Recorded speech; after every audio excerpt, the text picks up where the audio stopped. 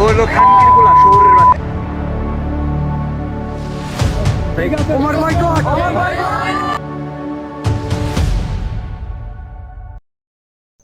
Hello বন্ধুরা, আমাদের এই বিশাল এবং গতিময় শহরে আপনাকে স্বাগতম।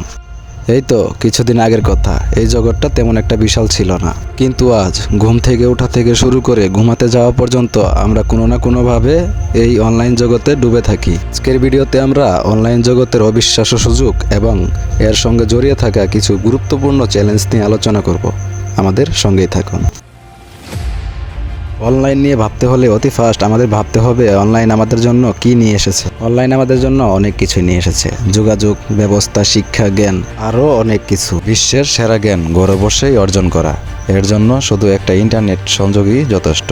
আর আমাদের দেশে অনলাইন জগৎটা হচ্ছে শুধু কন্ট্রোভার্সি। এখন হয়তোবা আপনিও ভাবতে পারেন আমি তো তাদেরকে নিয়েই ভিডিও বানাচ্ছি। হ্যাঁ, ঠিক ধরেছেন। আর আমাদের দেশে এগুলাই চলে, যার সাথে বেশি কন্ট্রোভার্সি হবে তার তত ভিউ হবে এবং জনপ্রিয়তা পাবে। যেমন বাংলাদেশে কিছু কন্টেন্ট ক্রিয়েটরদের কন্ট্রোভার্সি বর্তমান ইউটিউবে প্রচুর জনপ্রিয়তা পাচ্ছে। শুধু তাই নয়, তাদের কিছু কিছু কথা শুনে সাধারণ মানুষ কর্মস্থল ছেড়ে এই অনলাইন জগতে জড়িয়ে পড়ছে।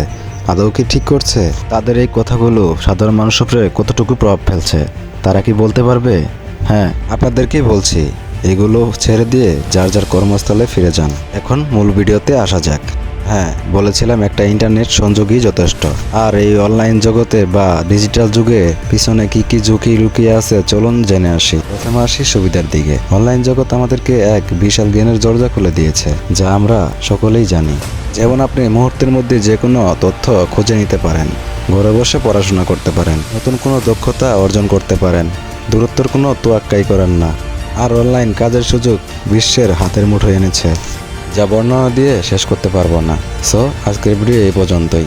সবাই ভালো থাকবেন, সুস্থ থাকবেন। আবারও দেখা হবে বর্তমান চিত্রের নতুন কোনো ভিডিওতে। ধন্যবাদ।